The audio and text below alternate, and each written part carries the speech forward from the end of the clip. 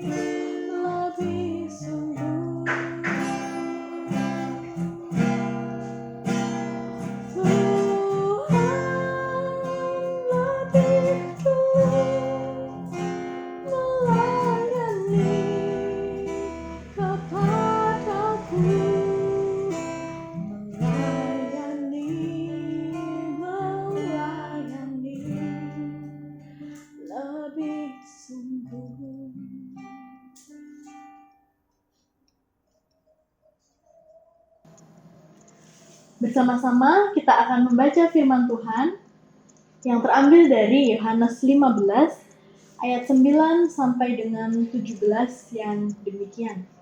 Yohanes 15 ayat 9 sampai 17 yang demikian.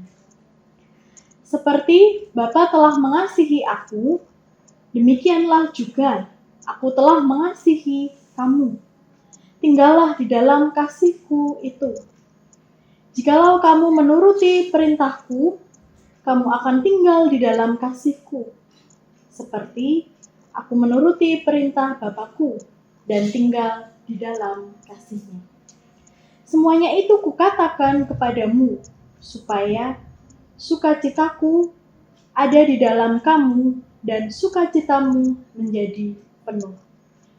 Inilah perintah-Ku, yaitu supaya kamu saling mengasihi, seperti aku telah mengasihi kamu.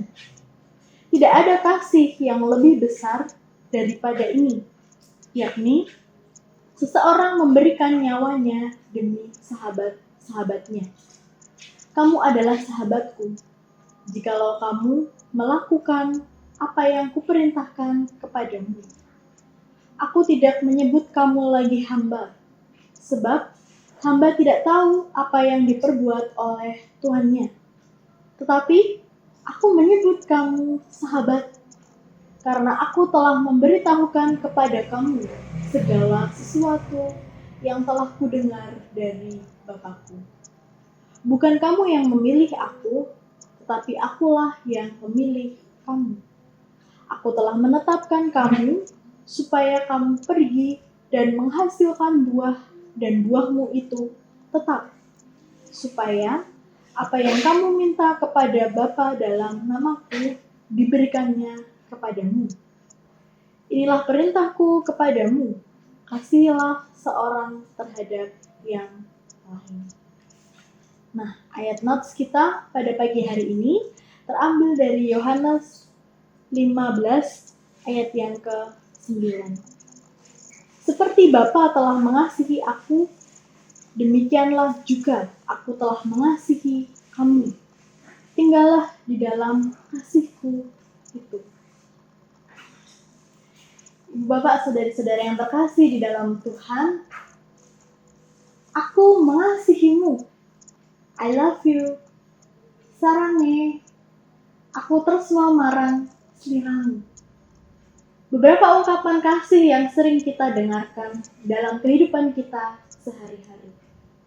Ya, Februari biasa dikenal dengan bulan kasih. Karena tanggal 14 Februari kita merayakan Hari Valentine. Tetapi jika kita melihat lebih jauh kepada sejarah Valentine sendiri, ternyata cerita Valentine tidak seindah seperti yang kita bayangkan. Tidak seromantis seperti yang ada dalam sinetron Ikatan Cinta maupun sinetron yang lain. Bahkan tidak semanis seperti yang kita bayangkan. Mengapa demikian? Mari kita lihat dalam satu tayangan video berikut ini.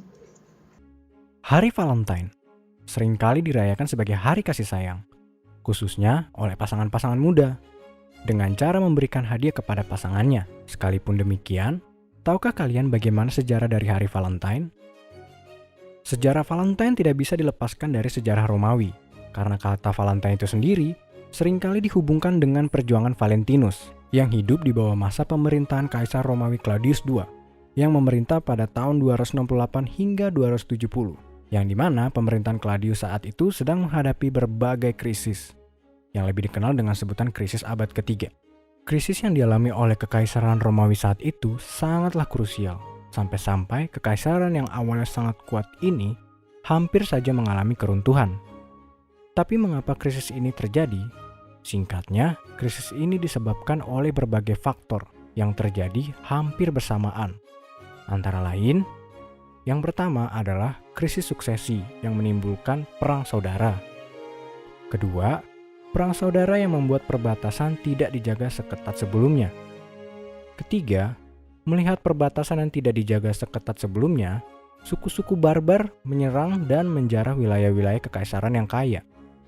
Lalu keempat, kekaisaran Persia dibawa ke pemimpinan dinasti Sasania atau rival utama kekaisaran Romawi yang selalu menunggu kesempatan untuk menginvasi Romawi demi mengembalikannya kembali kejayaan Persia seperti saat dinasti Achaemenia atau Kekaisaran Persia I yang didirikan Raja Kores yang agung. Berbagai hal tersebut memaksa Kekaisaran Romawi yang masih babak belur untuk memobilisasi seluruh sumber daya manusianya yang tersisa dengan tujuan mengembalikan stabilitas Kekaisaran Romawi seperti sedia kala.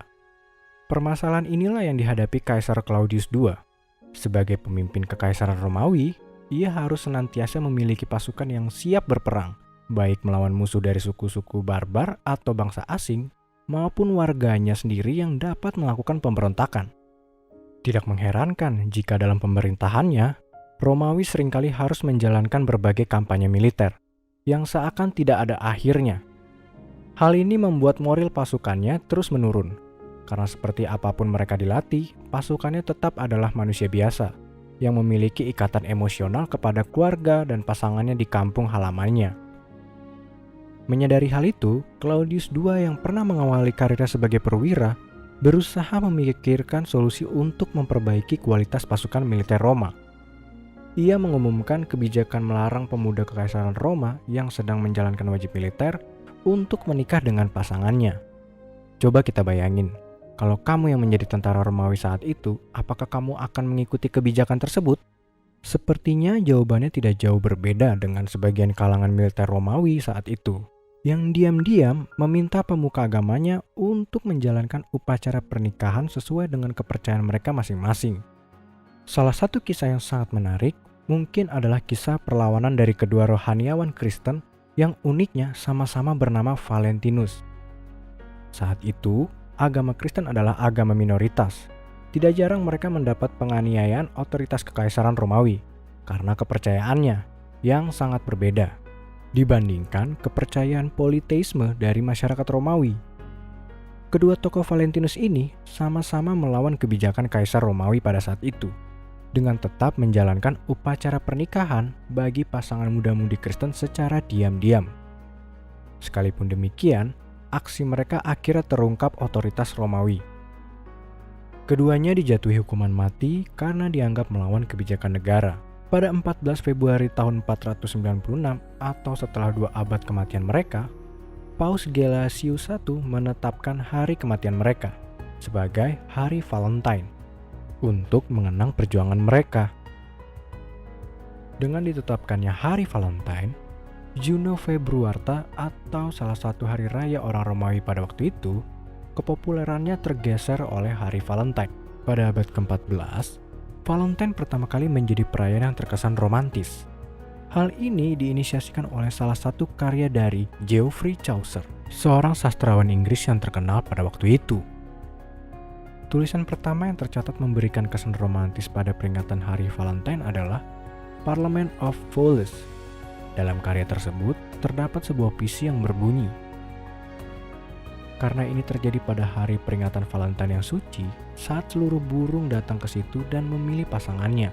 Chaucer menulis puisi tersebut sebagai bentuk penghormatan untuk memperingati 1 tahun pertunangannya Raja Richard II dan permaisurinya, Ratu Anne. Pada abad 19, kartu hari Valentine bergambar hati, merpati dan cupid bersayap mulai diproduksi secara massal. Sekalipun awalnya digunakan untuk memperingati kematian dari tokoh-tokoh Kristen, Hari Valentine semakin lama semakin bergeser menjadi hari perayaan sekuler dengan tema-tema yang bernuansa romantisme dan kasih sayang. Kalau kamu pribadi, bagaimanakah kamu memaknai perayaan Hari Valentine? Yuk tulis pendapatmu di kolom komentar ya. Nah, kita boleh belajar dalam video tersebut bahwa Hari Valentine ternyata tidak semanis yang kita bayangkan.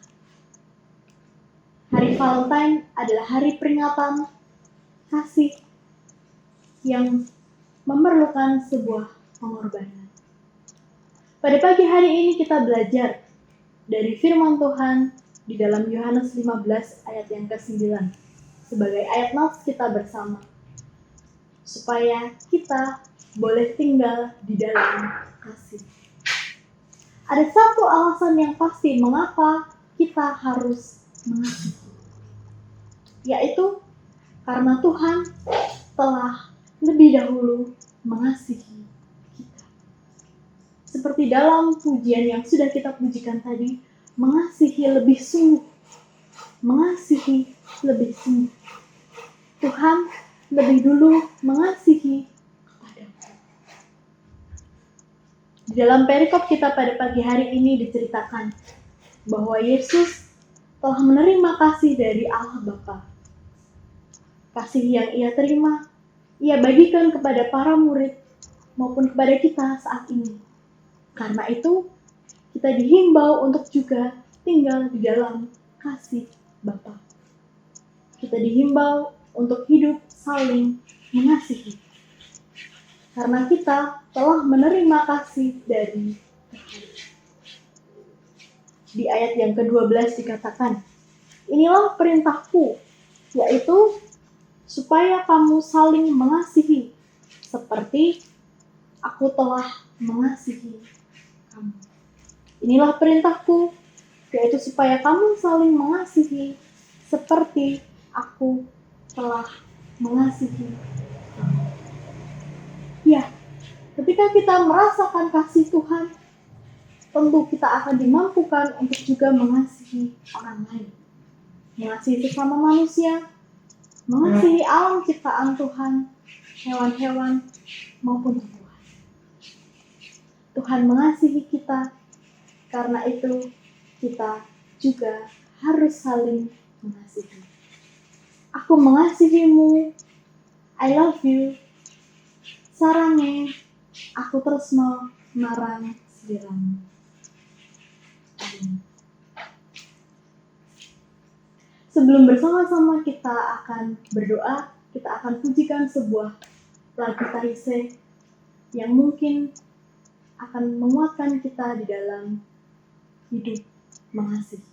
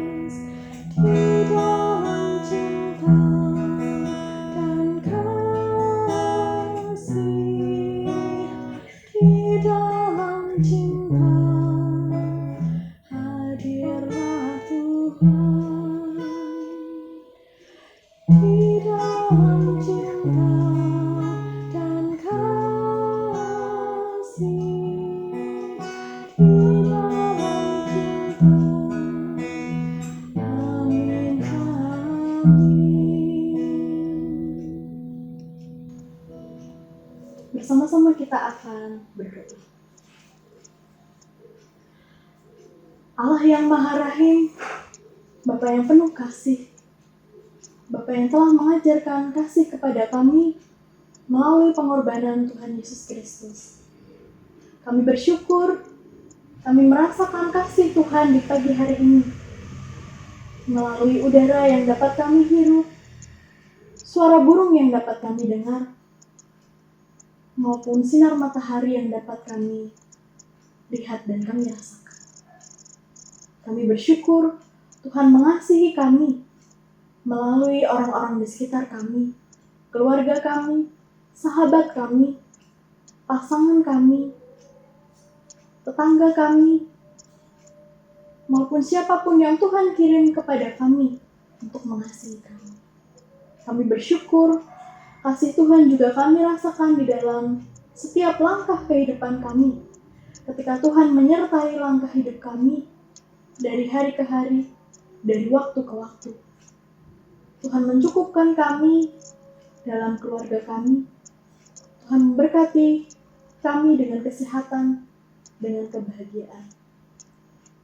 Biarlah saat ini kami juga dimampukan untuk mengasihi sesama kami, mengasihi alam ciptaan, mengasihi hewan maupun tumbuh-tumbuhan. Karena Tuhan telah lebih dahulu mengasihi kami.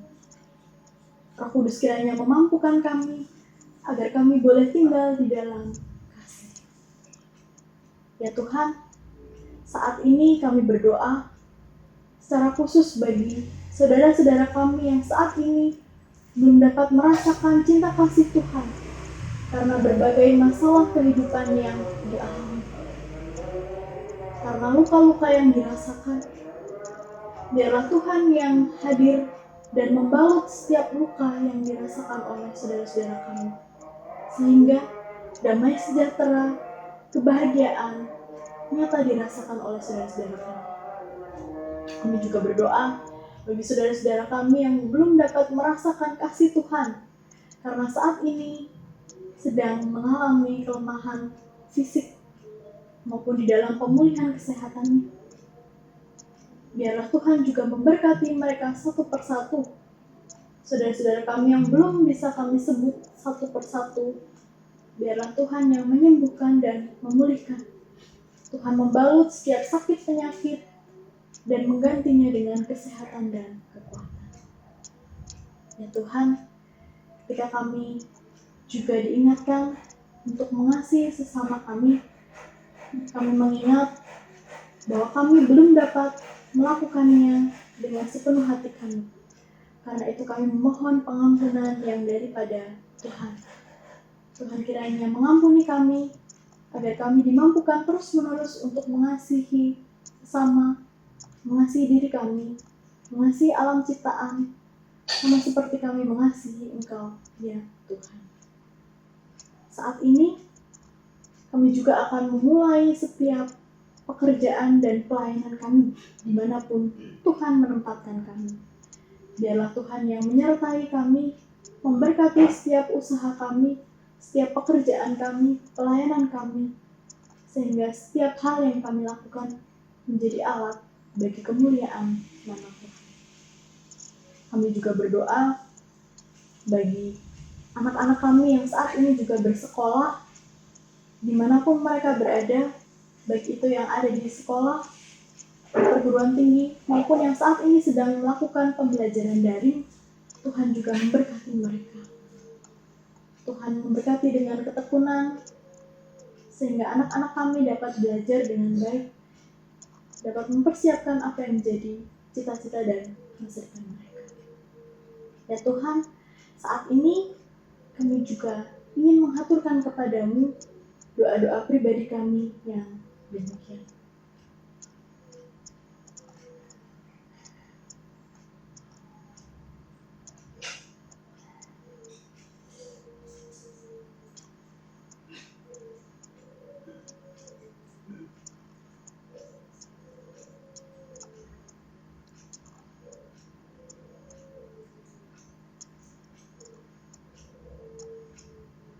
Biarlah Tuhan yang mendengar setiap seru doa permohonan kami, ucapan syukur kami yang kami naikkan kepadamu, di dalam nama Tuhan kami, Yesus Kristus, yang mengajar kami untuk terus-menerus mengasihi dan berdoa yang demikian. Bapa kami yang ada di sorga, dikuduskanlah namamu, datanglah kerajaanmu, jadilah kehendakmu di bumi seperti di sorga. Berikanlah kami pada hari ini makanan kami yang secukupnya, dan ampunilah kami akan kesalahan kami, seperti kami juga mengampuni orang yang bersalah kepada kami. Dan janganlah membawa kami ke dalam pencobaan, tapi lepaskanlah kami daripada yang jahat. Karena Engkaulah yang mempunyai kerajaan dan kuasa dan kemuliaan sampai selama-lamanya. Selamat pagi, semangat pagi, Tuhan Yesus memberkati.